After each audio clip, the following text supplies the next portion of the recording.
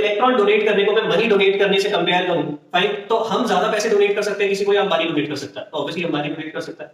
Simple सा reason है, because he has more. जो ज्यादा अमीर है वो ज्यादा डोनेट कर सकता है। सिंपल, एक सिंपल सा लॉजिक है, जो ज्यादा अमीर है वो ज्यादा डोनेट कर सकता है।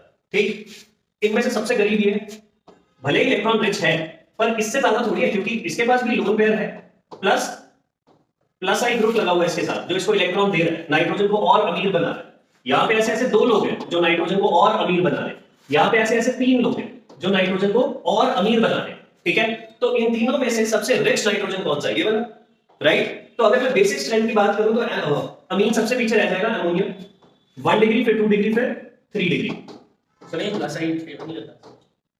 प्लस आई बेसिक स्ट्रेंथ को ही फेवर करता है, वो इसको और ज्यादा इलेक्ट्रॉन रिच बनाएगा, फिर और ज्यादा डोनेट कर सकता है।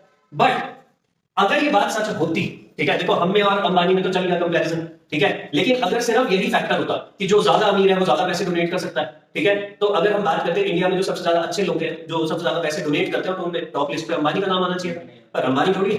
ठीक है, इसका मतलब और भी फैक्टर्स रोल प्ले करते हैं। ठीक, तो क्या है, जैसे कि हम एक्वस सॉल्यूशन में आते हैं, एक्वस सॉल्यूशन में आते ही there are more factors which play their role, okay, जैसे कि hydrogen bonding, solvation energy, steric hindrance, inductive effect तो था ही। ठीक है, तो हाँ जी, एक्सपेरिमेंटल डेटा हमें ये याद करना, 213 231 213 231।